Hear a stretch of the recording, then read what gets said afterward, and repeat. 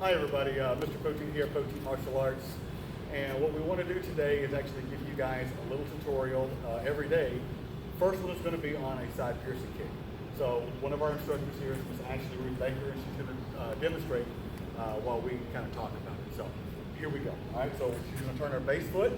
Okay, so her base foot this time is her left foot. She's turning her heel towards the target, her toes away from the target. All right, so she's going to go ahead and load up. So she's bringing the knee way across her belly, and she's going to extend the leg out. Nice and guarded. Her hands are up in a good guarding position. She brings it back, okay, and then back down. So that is called the load, the kick, and the reload.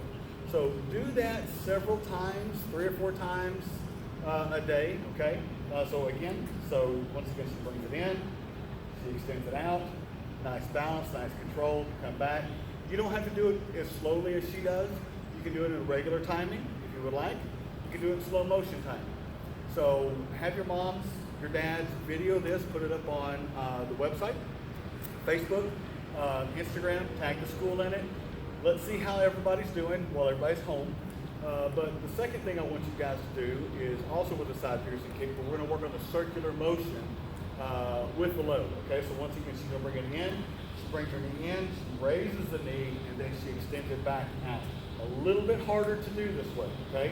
So this is great for sparring in competition. So normally if you get the higher knee and you go in for the side kick, you're gonna be on top, you're gonna win. So once again, you can do that a couple times. Brings up, out, and through, just like that.